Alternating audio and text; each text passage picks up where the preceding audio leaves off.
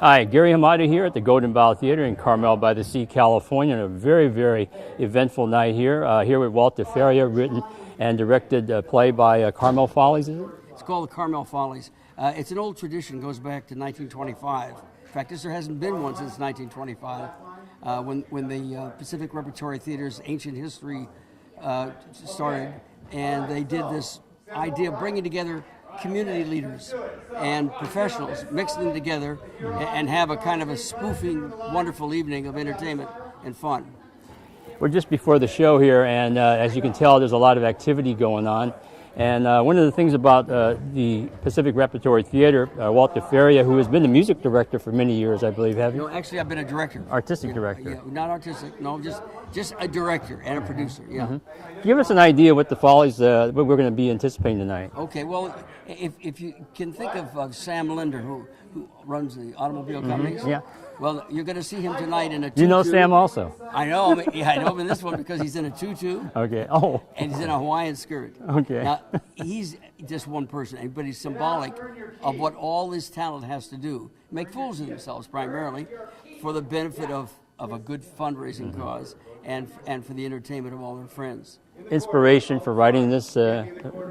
Well, you know, when you realize you've got 30 people, about 8 of which are pros, and then the rest are well-meaning amateurs, you've got to write a very loose format that, and the conceit that we have for this show, I thought, well, okay, so when the audience comes in, they don't realize it, but they've come to an audition for the show, not the actual show. And so we weave the audience into it with some singing, things of that nature. But that's really the thing to hang our hat on, is that you're at an audition and you're auditioning, which justifies all these kind of semi-pros getting up there and dancing. But there's been a lot of rehearsal. They didn't just do it overnight. Now, do you enjoy this type of directing? Love it. Yeah. I love it. Yeah. What's the difference between this type of directing and a more serious, I would say, more serious nature? To maybe choose the wrong word, but. It's the fact that an awful lot of the people in the show can't make every rehearsal. They work, they have businesses, they have, whatever. They have a life. And so it's kind of tough because let's say you have 10 people in a show, 8 might be there one night, 5 the next, and then 10 occasionally. So the challenges are tough in that respect, but it works. As a director, how do you feel your type of directing? Is it? Are you with Kids Glove, with humor, with Iron Fist? For the past 12 years, I've been directing the outdoor forest theater musicals with about 60 to 70 kids in each cast. So you realize that the best way to handle that is to be calm and you firm, but no yelling, no screaming. It doesn't get you anywhere. How many years, Walt? It's been. Have I been in the business? About 60. Yeah. Well, no way. Oh yeah. How many years here? Oh, here? About 20. Yeah. And not at Pac Rep, but I've been living in this area about 20 years. Yeah, I think I met you about 14 years ago. Yeah, at least. Give us an idea what we can anticipate as far as spontaneity. Is there anything here that we might look for tonight? Well, I'm just trying to think of things that are spontaneous. There are some, like the ex-mayor of Carmel comes up and does something that's pretty crazy, about 3 times. The rest is all rehearsed. There's not a great. We don't want too much spontaneity from this particular group. Are you anticipating a lot? You said audience participation. Yes, I think so. Yeah, we've sold over 200 tickets to this at $75 a pop. So we know we've got a good audience that are here to help Pac Rep. They're here for the fundraiser, so they're going to have a good time. Not to mention the fact there's nice wine. Judging from the pre-rehearsal or the pre-event tonight, there's a lot of enthusiasm. Oh yeah. Well, that's the scene from Oliver, which will be opening August 13th at the Outdoor Forest Theater. Now, as a I'm not directing that one. Well, we have another famous director that does in the community, Clint Eastwood.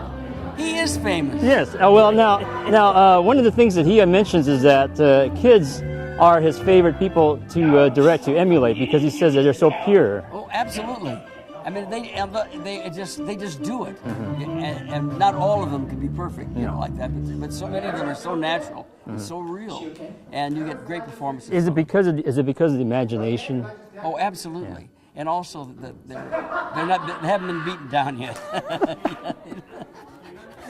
In more ways. In more ways than one. It's a tough business. It is. Yeah, but they have that youthful exuberance and also the imagination and creativity. Absolutely, absolutely.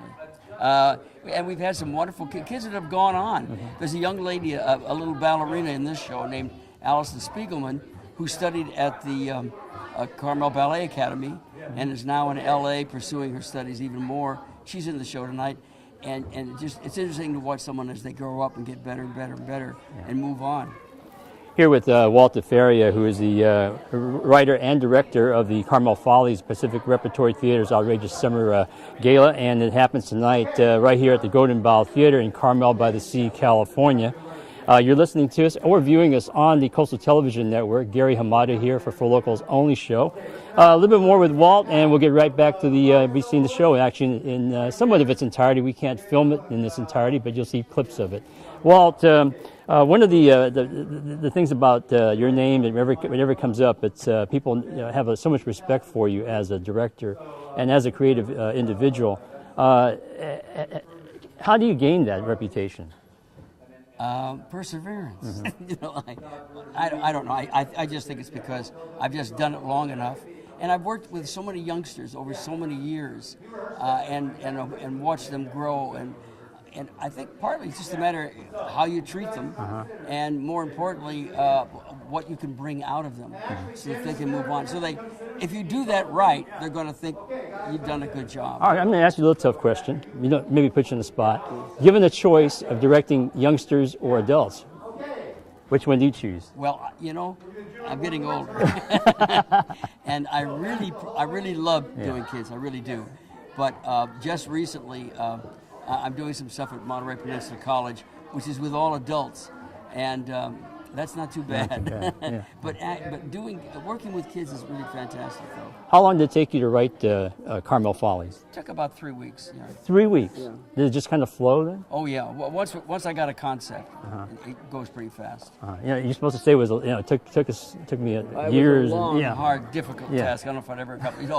It worked out. Yeah, fine. all 3 weeks. Yeah, all 3 weeks. Yeah, there are some very famous plays and novels and actually music that has been written in less than 5 minutes. It just kind of flows right out. Absolutely, when it happens, if you're lucky, and it really happens. Yeah, it's great. Okay, we're going to run this number. Well, we'll be right back with more from the Carmel Follies, live from the Pacific Repertory Theater, Carmel by the Sea, California, the Golden Bough, again with Walt DeFeria. Thank you so much for sharing all this information with us and for being the writer and director. Carmel Follies, Gary Hamada here, Coastal Television Network, for Locals Only Show.